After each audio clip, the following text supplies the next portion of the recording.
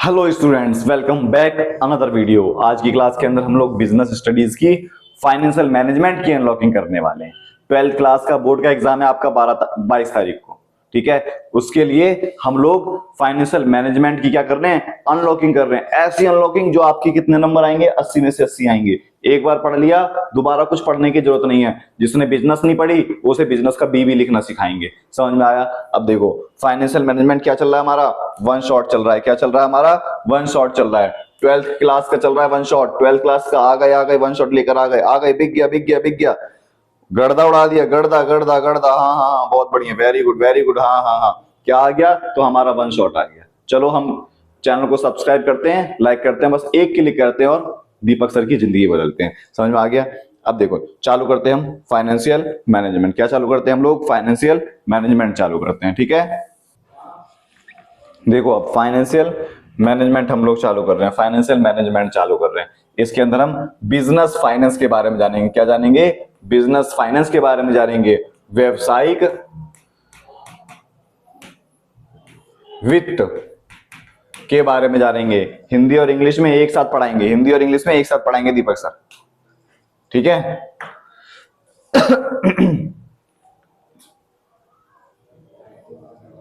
The necessity of business finance, the necessity of business finance topic आता है जो है व्यवसायिक वित्त की आवश्यकता। व्यवसायिक वित्त की आवश्यकता स्टार्टिंग बिजनेस, व्यवसाय चालू करने में, डे टू डे एक्टिविटीज, दैनिक जो खर्चे होते हैं उसको निकालने में, एक्सपेंशन और डायवर्शन किसके लिए? वृद्धि और विकास के लिए। क्योंकि एक कंपनी खुल गई, इसमें हम पैसा को एक्सपेंड करेंगे। एक कंपनी खुल गई और हमने पैसा क्या कर दिया? एक्सपेंड कर दिया, तो क्या होगा? हमारा बिजनेस बड़ा होगा। एसेट्स खरीदने में, मतलब संपत्ति खरीदने में। क्या खरीदने में? हमारी संपत्ति खरीदने में, ठीक है। फिर उसके बाद फाइनेंशियल मैनेजमेंट, सबसे पहला टॉपिक आता है इसके अंदर हमारा फाइनेंशियल मैनेजमेंट, वित्तीय प्रबंध।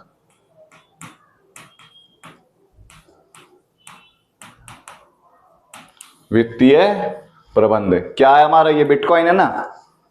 अब देखो, फाइनेंशियल मैनेजमेंट, फंड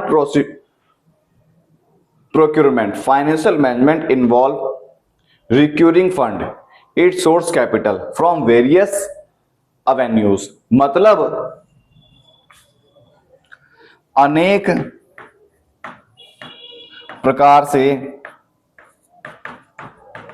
वित्त को इकट्ठा करना, उसको मैनेज करना, कितना पैसा कहां से लेकर आएंगे वो कहलाता है। फंड का यूटिलाइज करना, मतलब पैसे लाना और पैसों को यूटिलाइज करना। समझ में आ गया? पैसे लाना और पैसों को यूटिलाइज करना। It focus the effective use, मतलब उपभोग, उपयोग। समझ में आया? उसका क्या करेंगे हम? उपयोग करेंगे, ठीक है। फिर इसके बाद आता हमारा दो रोल ऑफ फाइनेंशियल मैनेजमेंट।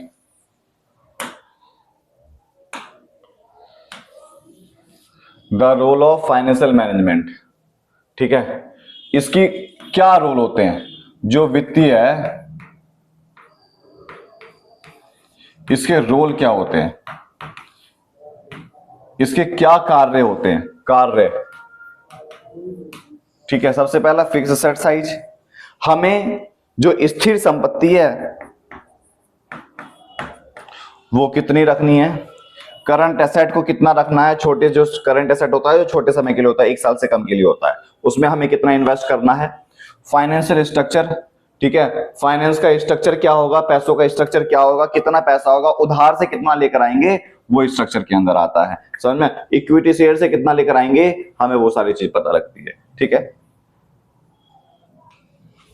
फिर उसके बाद दूसरा रोल क्या होता है ये पता लगा। शॉर्ट टर्म फाइनेंस लेकर आएंगे, ठीक है। मैनेज लॉन्ग टर्म या short term finance, ensure the liquidity और सॉल्वेंसी। मतलब एक कंपनी है, ये सारी प्लानिंग इसने करी, सब कुछ कर लिया, अब पैसा चाहिए इसे कंपनी को चलाने के लिए। तो अब ये सोचेगी कि मैं दीर्घकाल का पैसा लेके आऊं कि अल्पकाल का, दीर्घकाल का पैसा लेकर आऊं कि अल्पकाल का लेकर आऊं, ठीक है, वो वाला पैसा लेकर आऊं, या मैं प्रॉफिट और जो लॉस पड़ा हुआ है overseas all items the profit and loss account it monitor financial performance. मतलब जो प्रॉफिट और लॉस अकाउंट है ना, उसको भी ध्यान में रखते हुए फाइनेंशियल की परफॉर्मेंस डिसाइड होती है कंपनी की, किस तरीके से हम पैसा लेकर आएंगे, ठीक है। फिर उसके बाद आता है, ओ माय गॉड, पीपीटी तो देखो क्या शानदार बनाई दीपक सर ने, ठीक है। मतलब पीपीटी जो है कितनी शानदार बनाते हैं दीपक सर, आप ये सब चीज देखो। हाँ चल रही थी ना, ठीक है। अब देखो हमारा ऑब्जेक्टिव ऑफ फाइनेंशियल मैनेजमेंट चलेगा। ऑब्जेक्टिव के अंदर क्या होगा, मतलब जो फाइनेंशियल मैनेजमेंट है, जो फाइनेंशियल मैनेजमेंट है इसका उद्देश्य क्या है, वित्तीय प्रबंध का उद्देश्य क्या है। सबसे पहला, share holder wealth, the fund management enhance share holder value, it drive market price through return. मतलब जो शेयर होल्डर जिन्होंने पैसा लगाया है कंपनी के अंदर, उसको क्या मिले, अच्छा रिटर्न मिले, क्या मिले, अच्छा रिटर्न मिले। Decision benefit, market price increase when benefit exceed cost, efficient choice and value. मतलब जब वो मार्केट प्राइस के ऊपर डिपेंड करता है वो किस तरीके का डिसीजन ले रहा है, नहीं ले रहा है। Value addition, every decision aim at to value, minor and major decision impact share price. जितने भी वो डिसीजन लेगा, सारे के सारे डिसीजन किसके, शेयर पर, ठीक है। मतलब जो वैल्यू है ना, वो मूल्य है, उसके ऊपर क्या होगा, प्रभाव पड़ेगा, ठीक है। Efficient decision making, identify best investment Avenue. मतलब जो मैनेजमेंट संभालने वाला ऊपर सबसे ऊपर बैठा हुआ है, वो इतना अच्छा डिसीजन लेगा जिससे कोई इफेक्ट ना पड़े, प्रॉफिट के ऊपर ज्यादा से ज्यादा मैनेजमेंट आए, ठीक है। फिर हमारा understanding financial decision. Financial decision के अंदर सबसे पहले क्या है, फाइनेंशियल डिसीजन,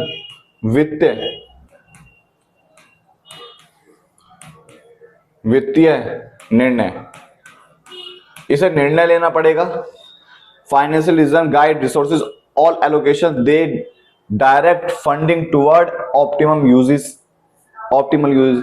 मतलब वो कम खर्चों में वो कैसे फंड को लेकर आ सकता है। इन्वेस्टमेंट डिसीजन, पैसा आने के बाद वो जो है निवेश का निर्णय लेगा, कहां पर खर्चा करना है उसका निर्णय लेगा। Investment decision drive assets management, they balance short term and long term needs. वो क्या करता है, शॉर्ट टर्म और लॉन्ग टर्म नीड्स को पूरा करने के ऊपर ध्यान में रखकर फिर क्या करेगा, इन्वेस्टमेंट निवेश का निर्णय लेगा। फिर फाइनेंसिंग डिसीजन, मतलब फाइनेंशियल डिसीजन, इसमें उसने पता लगा कि उसे कितना पैसा चाहिए, कहां कहां वो इन्वेस्ट करेगा। फिर वो फाइनेंशियल डिसीजन लेगा कि वो कौन से कैपिटल स्ट्रक्चर से, किस स्ट्रक्चर से उधार लेगा, कितना उधार लेगा, कितनी इक्विटी लेकर आएगा, वो यहां से डिसाइड करेगा, ठीक है। फिर इन्वेस्टमेंट डिसीजन टाइप जो है, इन्वेस्टमेंट डिसीजन टाइप, निवेश का निर्णय, वो दो तरीके के हैं। पहला capital budgeting, long term investment project, मतलब लंबी अवधि के लिए वो इन्वेस्ट करेगा, या वर्किंग कैपिटल शॉर्ट टर्म, छोटी अवधि के लिए करेगा। समझ में आया, ठीक है, इसके ऊपर ध्यान देगा। फिर इसके बाद है फैक्टर अफेक्टिंग कैपिटल बजटिंग। ऐसे कौन से फैक्टर हैं, कौन से कारक हैं जो प्रभाव डालते हैं किस पर, पूंजी पर। पूंजी का जब वो बजट तैयार करता है तब जो प्रभाव डालते हैं, पहला कैश फ्लो, ठीक है। जब वो बजट बना रहा होगा तो वो ये देखेगा कि हमें कितने कैश की जरूरत पड़ेगी। रेट ऑफ रिटर्न, वो ये देखेगा कि हम यहां से पैसा इन्वेस्ट करेंगे, इतना पैसा इन्वेस्ट करेंगे तो हमारा कितना रिटर्न आएगा, ठीक है। Investment criteria, method of project evaluation, वो जिस प्रोजेक्ट पर निवेश करेगा उसकी स्थिति देखेगा कि वो किस स्थिति का है, ठीक है, उसमें किस तरीके का मेथड है, कितना पैसा आ सकता है, कितना हमारा खर्च हो सकता है, ठीक है। फिर इसके बाद हमारा आता है अंडरस्टैंडिंग फाइनेंशियल डिसीजन, वित्तीय निर्णय लेना।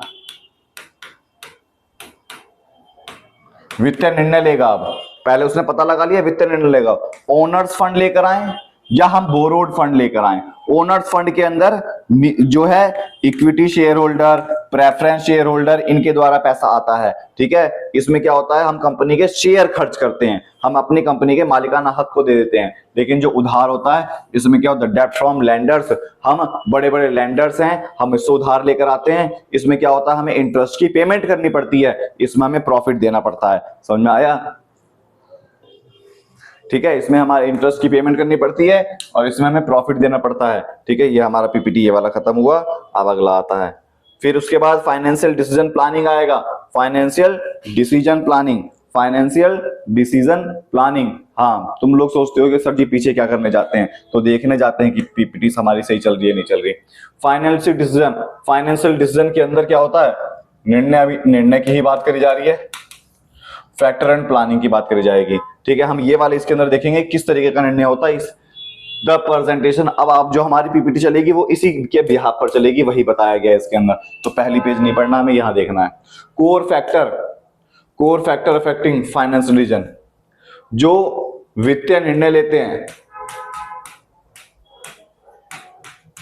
इसको प्रभावित करने वाले कारक, ये कौन कौन से हैं। सबसे पहला कॉस्ट, हम जब देखेंगे कि हमें किस सोर्स से पैसा लेकर आना है, उधार से लेकर आना है या इक्विटी से लेकर आना है, तब हमें यह भी जांचना पड़ेगा किस सोर्स से हमारा पैसा कम खर्चा हो रहा है, ठीक है। The every finance decision has cost, analyse cost, optimisation और प्रॉफिटेबिलिटी, मतलब खर्चा कम से कम आए, लाभ क्या हो, ज्यादा से ज्यादा आए, वो हमें खर्चा देखना पड़ता है, जिसे बोलते हैं लागत। रिस्क, रिस्क है ना, जोखिम, assets and mitigate risk, high risk decision lead to large swings, मतलब हमें रिस्क देखकर ध्यान में रखना पड़ता है कि अगर हम उधार लेकर आ रहे हैं इसमें रिस्क ज्यादा है, कि हम जो है इक्विटी शेयर लेकर आ रहे हैं इसमें रिस्क ज्यादा है। Floating cost, consider cost, rising capital, जब कैपिटल को राइज करते हैं, राइज करते समय जो पैसा लगता है वो ज्यादा आ रहा है या कम आ रहा है, ये देखते हैं हम। फिर इसके बाद एडिशनल फाइनेंशियल डिसीजन फैक्टर, और क्या क्या देखते हैं, कैश फ्लो पोजीशन, कंपनी की जो वित्तीय की स्थिति है, ठीक है, वो कैसी है। फिक्स्ड ऑपरेटिंग कॉस्ट, मतलब एक कंपनी को चलाने में जो फिक्स खर्चा आएगा वो कितना खर्चा आएगा। कंट्रोल और coordination, financial decision impact control, maintain strategic control, मतलब नियंत्रण, प्रभावी नियंत्रण, ठीक है, वो उस पर भी ध्यान होता है। कैपिटल मार्केट, मतलब understanding capital market condition impact the financial operation, ठीक है। फाइनेंशियल ऑप्शन, मतलब जो कैपिटल मार्केट है, जो मार्केट है वो भी कई बार फाइनेंशियल डिसीजन को क्या करती है, इफेक्ट करने लग जाती है, ठीक है। फिर इसके बाद हमारा आता है dividend decision and overview. Dividend क्या होता है, डिविडेंड होता है लाभांश,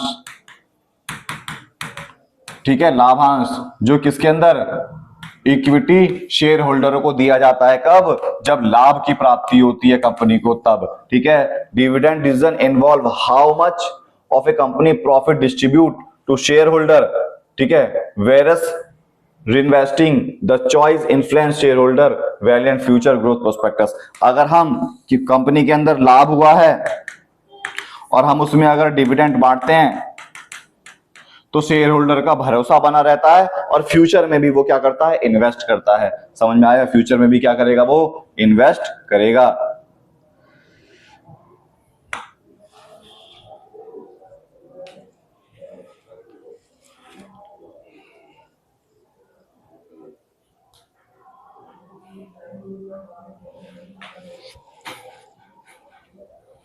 फिर उसके बाद है factor affecting dividend decision. Dividend decision पर कौन कौन से फैक्टर हैं, जो लाभांश को प्रभावित करते हैं, लाभांश को प्रभावित करने वाले कारक, लाभांश को प्रभावित करने वाले कारक, ठीक है।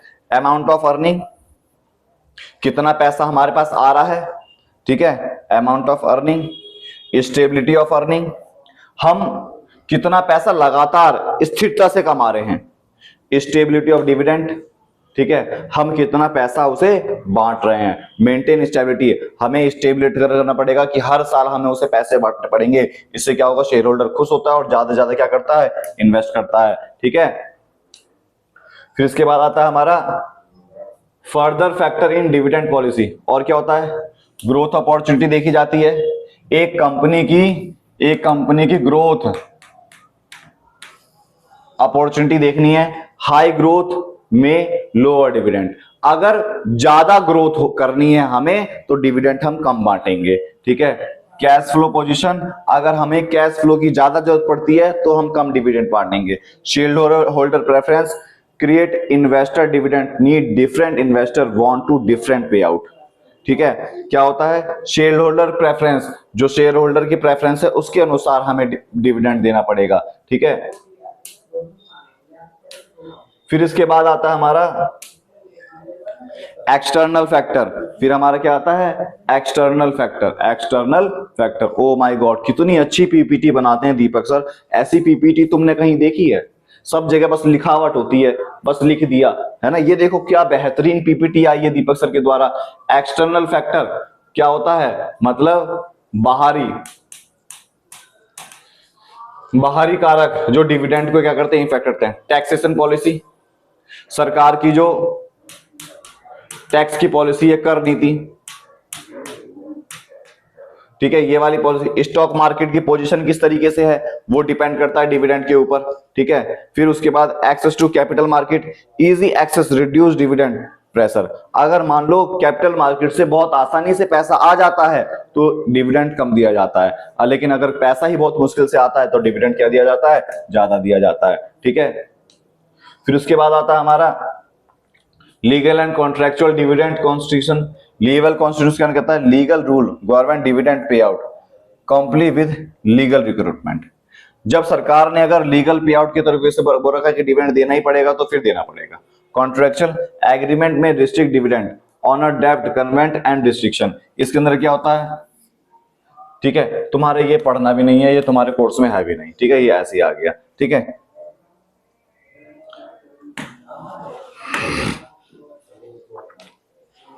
अब ये देखते हैं फाइनेंशियल प्लानिंग एंड ओवरव्यू। इसकी एक ओवरव्यू कर लेते हैं। सबसे पहला फोरकास्टिंग, हमें देखना पड़ता है कितने पैसे की जरूरत है, हम क्या करना है। उसके बाद हम बजट बनाएंगे, बजट बनाने के बाद हम कंट्रोल करेंगे कितना पैसा कहां कहां खर्च करेंगे। उसके बाद हम उसे एनालाइज करने लग जाएंगे। ये हमारा फाइनेंशियल प्लानिंग एक ओवरव्यू है, ठीक है, हमारा एक ओवरव्यू था, ठीक है। फिर उसके बाद objective of financial plan. Financial plan के ऑब्जेक्टिव क्या है, एंश्योर अवेबिलिटी, मतलब उद्देश्य क्या है, जो वित्तीय प्लान है, वित्तीय नियोजन, ठीक है। Fund must there when need proper planning source और रिसोर्सेस, ठीक है, मतलब हमें कहां कहां पैसों की जरूरत है उसकी प्लानिंग करनी। अवॉइड एक्सेस फाइनेंस, मतलब प्लानिंग ऐसे बनानी है कि अगर कंपनी के अंदर 1 करोड़ की जरूरत है तो 1.5 करोड़ ना आ जाए, एक्सेस ना पड़े, जितनी जरूरत है बस उतनी ही आए, ठीक है।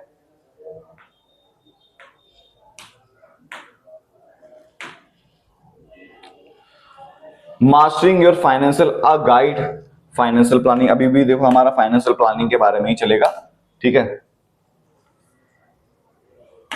वाई फाइनेंशियल प्लानिंग क्यों करी जाती है, अवॉइड बिजनेस शॉक, मतलब एक जो बिजनेस है ना इसमें कभी भी कुछ भी हो सकता है, उस चीज से निकलने के लिए पैसों की जरूरत पड़ती है। कोऑर्डिनेशन फंक्शन, मतलब जो कार्य है उसमें समन्वय कराना के लिए पैसों की जरूरत पड़ती है। लिंक प्रेजेंट एंड फ्यूचर, अभी क्या है, हम फ्यूचर में क्या पाना चाहते हैं उसके बीच में जो लिंक होगा वो पैसों से ही लिंक कर पाते हैं। ये देखो, कौन हो? ये तुम हो, छोटी सी बच्ची हो क्या, है ना। अब ये देखो, ये गोल है, आगे बढ़ना है इसे, है ना। छोटी बच्ची आगे बढ़ेगी, ठीक है। अंडरस्टैंडिंग कैपिटल स्ट्रक्चर, ये मैंने बता ही दिया। ओनर फंड से लेकर आए कि बोरोड फंड से लेकर आए, थोड़ी देर पहले ही बताया था। ओनर फंड होता है जिसमें हम क्या करते हैं, शेयर होल्डर देते हैं, शेयर बांटते हैं, ठीक है, कंपनी के शेयर दे दिए। और डिविडेंड फंड के अंदर क्या होता है, हम बोरोड फंड के अंदर क्या होता है, हम उधार लेकर आते हैं। डेब्ट वर्सेस इक्विटी की कंसीडर्स, डेब्ट क्या होता है और इक्विटी क्या होती है, ठीक है। इक्विटी इज ओनरशिप, डेब्ट इज लायबिलिटी। मतलब इक्विटी क्या है, इक्विटी मतलब, इक्विटी का मतलब शेयर, शेयर का मतलब क्या है, मालिकाना हक। और जो लायबिलिटी क्या है, उधारी।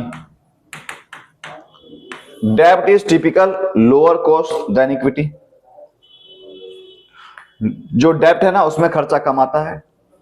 डेब्ट कैरी मोर रिस्क, डेब्ट के अंदर बहुत ज्यादा रिस्क होता है, इक्विटी के अंदर कम होता है। क्योंकि जैसे मान लो ये दीपक सर ने एक यूट्यूब की कंपनी खोली, उसमें दीपक सर ने क्या करा, बहुत सारे इन्वेस्टर्स लिया इक्विटी के द्वारा, यूट्यूब कंपनी बंद हो गई तो कोई आप लोग कुछ कर नहीं सकते लीगल।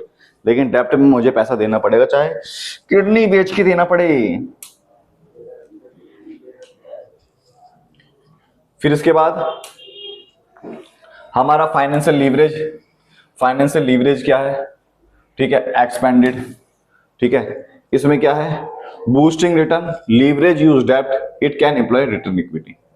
मतलब अगर हमें रिटर्न को बहुत ज्यादा आगे बढ़ाना है, इसके लिए फायदेमंद जो है हमारे लिए इक्विटी होता है।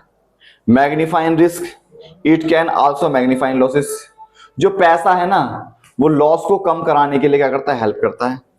केयरफुल कंसिडरेशन, मतलब हम जब फाइनेंशियल प्लानिंग करेंगे बहुत कुछ सोच विचार कर, केयरफुल तरीके से करेंगे, समझ में आए, बहुत कुछ सोच विचार कर। जैसे कोई शादी करता है तो जबरदस्ती करा गई तो वो बात अलग है, ठीक है, कम उम्र में हो गई वो भी बात अलग है, लेकिन करते हैं तो बहुत केयरफुल करनी चाहिए, है ना,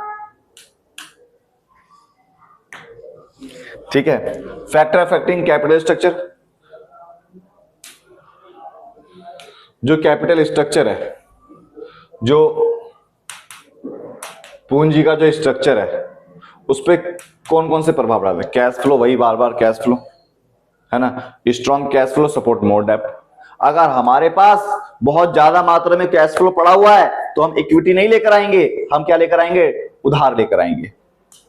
इंटरेस्ट कवरेज, ठीक है, educate coverage is essential, interest हमें देना ही पड़ेगा। डेब्ट सर्विस एबिलिटी मीट डेब्ट ऑब्लिगेशन, डेब्ट सर्विस मतलब हम जब पैसा लेकर आएंगे तो हमें ये सारी चीज देखनी है। अगर हम रिस्क ज्यादा उठा सकते हैं तो हमें उधार लेकर आना पड़ेगा। हमारे पास पैसा पहले से पड़ा हुआ है लेकिन फिर भी पैसा चाहिए तो हम कैपिटल के जो है हम इक्विटी से नहीं लेकर आएंगे, इक्विटी से में तो सोच ले आएगा, हम क्या लेकर आएंगे, डेब्ट लेकर आ जाएंगे। हम चाहते हैं खर्चा कम लगे और पैसा भी आ जाए तो हमें क्या लेकर आना पड़ेगा, बोरिंग्स लेकर आना पड़ेगा, है ना। ये सारी चीज हमें ध्यान में रखनी पड़ती है। फिर उसके बाद ये आता है दोबारा हमें रिटर्न ऑन इन्वेस्टमेंट, हम जितना इन्वेस्ट करेंगे कितना पैसा आएगा इसके ऊपर हम प्लानिंग करेंगे। कॉस्ट ऑफ डेब्ट, जो हम उधार लेकर आ रहे हैं उसका खर्चा किस तरीके का है, सरकार का टैक्स रेट किस तरीके का है, इन सब चीजों को हम देखेंगे। तब हम कैपिटल का स्ट्रक्चर बनाएंगे कि इतना पैसा इक्विटी से लाना है, इतना पैसा उधारी से लेकर आना है, ठीक है। फिर इसके बाद मोर फैक्टर कंसीडर, और क्या है, कॉस्ट ऑफ इक्विटी। जब हम शेयर इशू करेंगे तो उस इशू करने पे खर्चा आता है, वो क्या है, flotation cost, cost of issuing security, जो हम सिक्योरिटी इशू कर रहे हैं, ठीक है, उसका खर्चा क्या है, रिस्क, कितना रिस्क किसमें है, ये सारी चीज देखनी है। तो बार बार एक ही चीज आ रही है, बार बार एक ही चीज आ रही है। आप लोगों को बस क्या करना है, इसको पढ़ लिया, आप लोग धुरंधर हो। अगर आप लोग YouTube पर आके सर्च मारते हो ना तो आप लोग धुरंधर हो, आप लोग बना बना कर पेपर पास कर सकते हो, ठीक है। कोई बात नहीं, आप चिंता मत करो, आप लोगों ने कुछ नहीं करा ना, कोई दिक्कत नहीं है। आप रात में आ जाओ, रात में आ जाओ, रात में एक दिन में लाइव क्लास खत्म, आ जाओ रात में आओ, रात में इवन मोर कंसिडरेशन, और क्या है, थकावट हो गई ज्यादा। देखो फ्लेक्सिबिलिटी होती है हमारी, पैसों में फ्लेक्सिबिलिटी होनी चाहिए, कंट्रोल अच्छी तरीके से होना चाहिए जो वेस्ट ना हो, रेगुलेटरी फ्रेमवर्क, हमें समय समय पर उस पर ध्यान देना पड़ेगा, हमने क्या सोचा था क्या हुआ, स्टॉक मार्केट कंडीशन, हमें स्टॉक मार्केट की कंडीशन भी देखनी पड़ेगी, और अदर कंपनी, दूसरी कंपनी का कैपिटल स्ट्रक्चर किस तरीके का है हमें वो भी देखना पड़ेगा। ये सारी चीज देखेंगे हमें, मतलब जब एक कंपनी, तब प्लान, देखो प्लानिंग हुई, फिर उसने ऑर्गेनाइजेशन करा, स्टाफिंग करी, डायरेक्टिंग करी, कंट्रोलिंग करी, सारी चीज कर ली, कैसे करना है पूरा स्ट्रक्चर डिसाइड हो गया। अब चाहिए उसे पैसा, लगाओ पैसा, अब लगाओ पैसा, दबाकर नहीं लगाना, लगाओ पैसा, सोच समझ कर लगाओ, ठीक है, वो है हाई रिस्क हाई प्रॉफिट। कहते हैं ना, इश्क और जंग में सब कुछ जायज है, ठीक है, ठीक है, इश्क और जंग में सब कुछ जायज है। हीर ने जो रांझा के लिए करा वो भी जायज है, ठीक है, देवदास के अंदर जो भी हुआ वो भी जायज है। समझ में आया, इश्क और जंग में सब कुछ जायज होती है, ठीक है। Fix versus working capital. Fix cost, fix capital वो होता है जो लंबे समय के लिए होता है, जैसे प्रॉपर्टी खरीदने के लिए, इक्विटी खरीदने के लिए। वर्किंग कैपिटल वो होती है जो डे टू डे एक्सपेंस होता है ना, उसे मेंटेन करने के लिए, ठीक है। फिर उसके बाद आता है हमारा capital budgeting, long term growth और फाइनेंशियल प्लानिंग। अब हम लॉन्ग टर्म ग्रोथ और फाइनेंशियल प्लानिंग के बारे में आगे देखेंगे। लॉन्ग टर्म ग्रोथ और फाइनेंशियल प्लानिंग, ये देखो, ये फाइनेंस, ओहो माय गॉड, इतनी बड़ी बिल्डिंग, इतनी बड़ी है, इतनी बड़ी, इतनी बड़ी, इतनी बड़ी बिल्डिंग तो भाई सच्चाई कहूं ना, मैंने अपने कहते हैं ना बाप जन्म में, तो बाप जन्म में इतनी बड़ी बिल्डिंग अपनी आंखों से नहीं देखी, आज देख ली है ना, आज देख ली।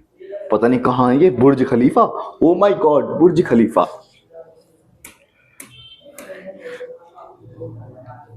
अब देखो impact of fix capital decision, impact of fix capital decision, ठीक है, जो फिक्स कैपिटल है उस पर impact of fix capital decision. Long term growth, decision shape future expansion, they effect revenue and market position. Long term growth, लंबी अवधि का विकास, ये होगा लॉन्ग टर्म ग्रोथ, समझ में आया, ठीक है। Risk assessment, evaluate potential financial loss, consider market, project uncertainty. जो फिक्स कैपिटल है ना, जो हमारे पास फिक्स कैपिटल है वो अनसर्टेनिटी होने से क्या होता है, बचाता है वो हमें, ठीक है, अचानक होने वाली घटना से क्या करता है, बचाता है।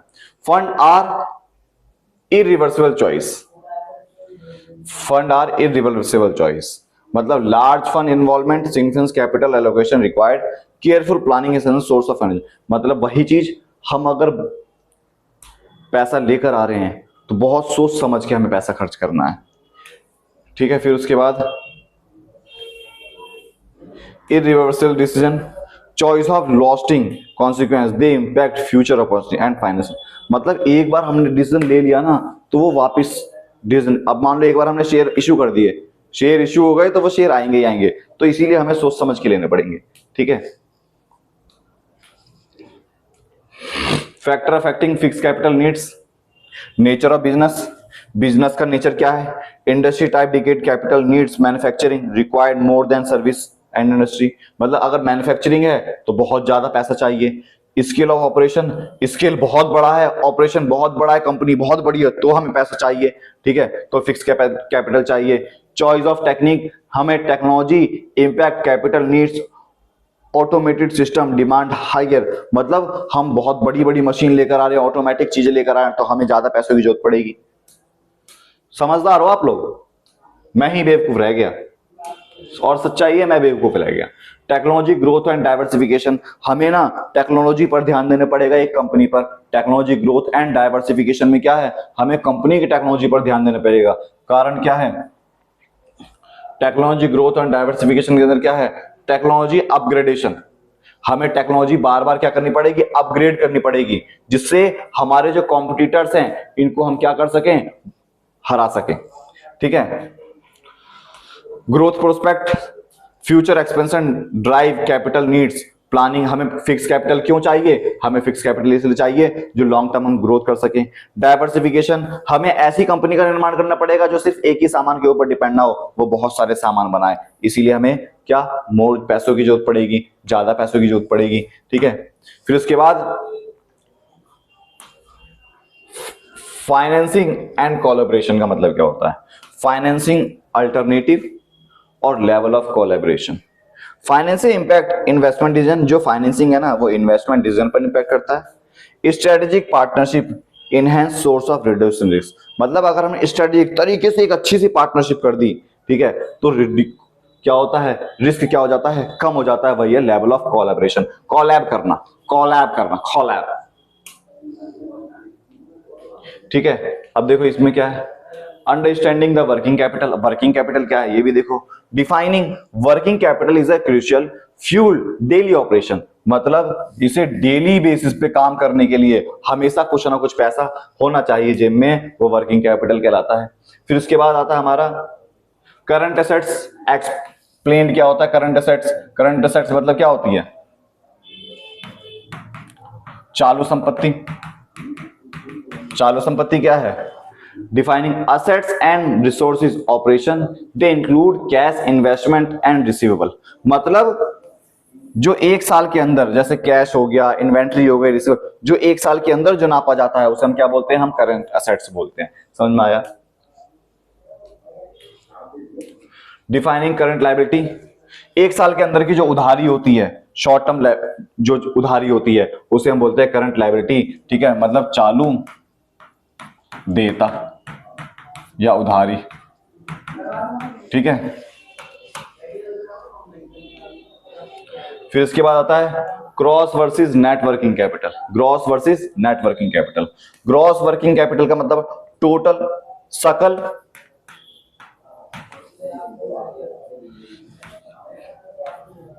चालू पूंजी और शुद्ध, सकल और शुद्ध है। Total of current assets providing overall liquidity view, मतलब कंपनी के अंदर टोटल पैसा कितना लगा हुआ है वो क्या कहलाएगा, हमारा ग्रॉस कहलाएगा। इस समय अभी क्या वैल्यू है, ठीक है, current assets minus current liability. अगर करंट एसेट्स में से अगर मैंने सीएल माइनस कर दिया, करंट लायबिलिटी माइनस कर दी, तो हमारा नेट वर्किंग कैपिटल आता है। ठीक है।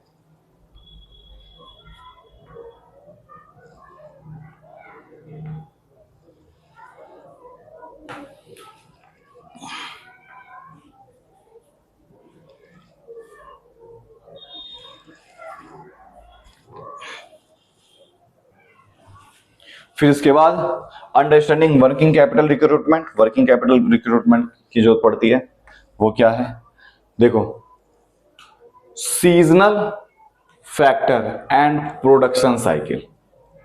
Seasonal variation affected demand and inventory need, मतलब सीजन चेंज हुआ तो हमें पैसा तुरंत चाहिए, उसके लिए जरूरत पड़ेगी वर्किंग कैपिटल। हमें क्यों जरूरत पड़ती है वो बताना है। Production cycle, longer cycle up capital work in progress, efficient production, reduce capital needs.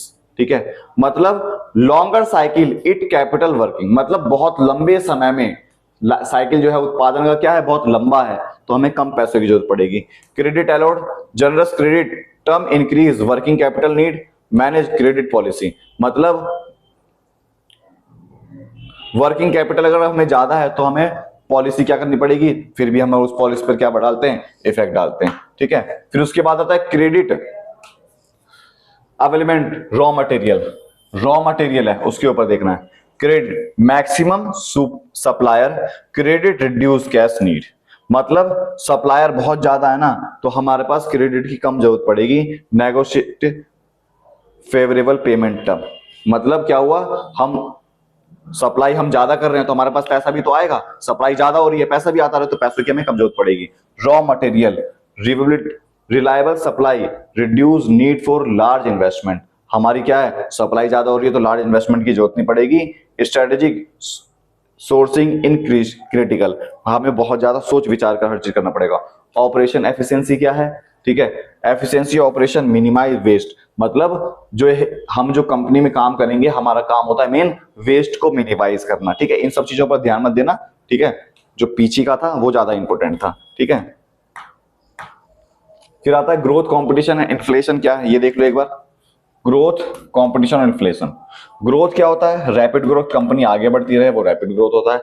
Level of competition क्या होता है, इंटेंस कॉम्पिटिटिव में pressure profit margin and cash flow different to maintain pricing power, मतलब क्या होता है हमें प्राइसिंग पावर को मेंटेन करके रखना पड़ता है जिससे जो हमारे कॉम्पिटिटर हैं उससे क्या हो जाए, वो हमसे आगे ना निकल पाए। Inflation, risk price increase the cost of inventory and operation, manage cost, adjust price the strategic, मतलब risk pricing increase the cost of inventory and operation, manage cost, adjust the pricing strategy।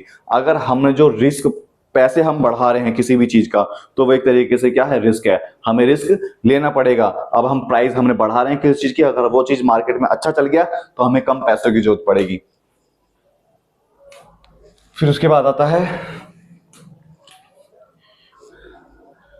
की take away working capital.